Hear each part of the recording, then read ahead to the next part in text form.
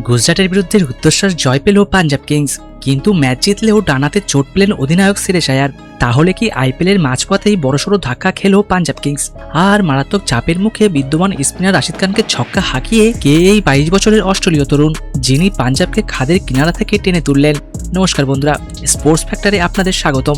আজকের ভিডিওতে আমরা বিস্তারিত আলোচনা করব পাঞ্জাব কিংস বনাম গুজরাট টাইটান্স ম্যাচের ভেতরে সমস্ত খবর নিয়ে। খোদ অধিনায়ক শ্রেয়স আয়ার ম্যাচ শেষে কি জানালেন, আর পাঞ্জাবের নতুন হিরো কি বলছেন, সবটা জানবো আজকের এই ভিডিওতে। তাই ভিডিওটা একদম শেষ পর্যন্ত দেখুন।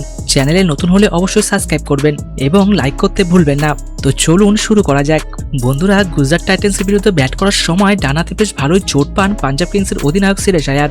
সাধারণভাবেই পাঞ্জাব ভক্তদের মনে একটা চিন্তার মেঘ তৈরি হচ্ছিল, কিন্তু ম্যাচের শেষে খোদ শ্রেয়স আয়ার এসে এই আশঙ্কার মেঘ উড়িয়ে দিয়েছেন। তিনি পরিষ্কার জানিয়ে দিয়েছেন চোট খুব একটা গুরুতর নয় এবং এই নিয়ে তিনি বিন্দুমাত্র উদ্বিগ্ন নন। ড্রেসিং রুমে বসে হাতে বরফ দিচ্ছেন তিনি।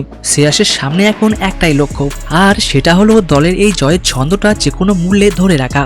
শ্রেয়স যখন চোটের কারণে ড্রেসিং রুমে হাতে বরফ দিচ্ছিলেন, ঠিক সেই সময় পরপর দুটো উইকেট হারিয়ে পাঞ্জাব কিংস মারাত্মক চাপের মুখে পড়ে যায়। শ্রেয়স নিজে জানিয়েছেন সেই সময় তিনি ম্যাচের দিকে নজরও রাখতে পারছিলেন না। আর ঠিক তখনই দলের ত্রাতা হয়ে মাঠে নামলেন 22 বছরের অস্ট্রেলীয় ব্যাটার কুপার কনলি।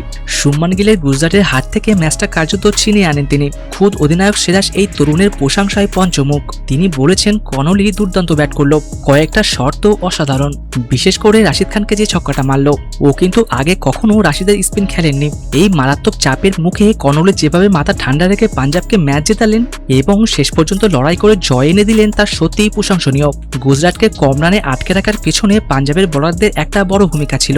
এই প্রসঙ্গে শ্রেয়স একটা দারুণ ভেতরের খবর শেয়ার করলেন। তিনি জানান দলের পেসার আর্শদীপ সিং প্রথম ওভার বল করে বুঝতে পারেন যে উইকেট বেশ স্লো এবং বল পড়ে থমকে আসছে। আর্শদীপের এই কথা শুনেই পাঞ্জাব টিম ঠিক করে তারা যতটা সম্ভব কম গতিতে বল করবে এবং বলটাকে তাড়াতাড়ি পূরণ করার চেষ্টা করবে। এই কৌশলেই তারা সফল হয়। পাশাপাশি বিজয় কুমার বৈশাখের কথাও আলাদা করে বলেছেন শ্রেয়স। গত বছর ফাইনালে দুর্দান্ত পারফর্ম করা বৈশাখ এবারও যেন সেখান থেকে শুরু করলেন। শ্রেয়সের মতে বৈশাখ হলেন বড় ম্যাচের খেলোয়াড় এবং তার উপর দলের সম্পূর্ণ আস্থা রয়েছে। বিপক্ষ দলের অধিনায়ক হলেও শুভমান গিলের অ্যাগ্রেসিভ মানসিকতার প্রশংসা করতে ভোলেননি শ্রেয়স। ব্যাট করার সময় শ্রেয়স লক্ষ্য করেন যে শুভমান শর্ট লেগে একজন ফিল্ডার রেখেছেন। টি-20 বা আইপিএলে এমন অ্যাগ্রেসিভ ফিল্ডিং সাধারণত দেখা যায় না। শ্রেয়স এটা নিয়ে শুভমানকে মাঠে কথাও বলেন। আইপিএলের অধিনায়করা যে ক্রমশ অ্যাগ্রেসিভ হচ্ছেন সেটাকে বেশ ভালো দিক বলে মনে করছেন পাঞ্জাব অধিনায়ক। অন্যদিকে চাপের মুখে অসাধারণ ইনিংস খেলে ম্যাচের সেরা পুরস্কার জিতে কনলিও দারুণ উচ্ছ্বাসিত। এই প্রথম বিশ্বমানের ক্রিকেটারদের সঙ্গে খেলার সুযোগ পেয়ে তিনি দারুণ উপভোগ করছেন। তিনি জানান আইপিএলে আসার আগে তিনি কিছুদিন পরিবার ও বন্ধুদের সঙ্গে কাটিয়ে মানসিক প্রস্তুতি নিয়েছেন। কনলি খুব স্পষ্ট করে বলেছেন যে তিনি খুব বড় বড় ছক্কা মারার খেলোয়াড় নন, তার খেলা মূলত ছন্দের উপর নির্ভর করে। আর পাঞ্জাব শিবিরে রিকি পয়েন্টিংকে কোচ হিসেবে পাওয়াটা তার কাছে একটা বিশাল পাওনা, যা তাকে দারুণ সাহায্য করেছে। কনলি আরও জানান যে ব্যাট করতে তার কোনো সমস্যা হয়নি। রাশিদের বলে ব্যাটিং তিনি দারুণ উপভোগ করেছেন এবং প্রতিযোগিতার বাকি ম্যাচগুলোতেও তিনি এই ফর্মটা ধরে রাখতে চান। তো বন্ধুরা, কুপার কনলির এই দুর্দান্ত ইনিংস বোলিং নিয়ে পাঞ্জাবের এই বিশেষ কৌশল এবং দলের জয়ে আপনাদের মতামত কি কমেন্ট বক্সে অবশ্যই জানান।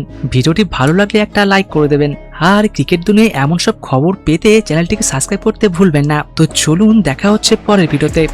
ধন্যবাদ।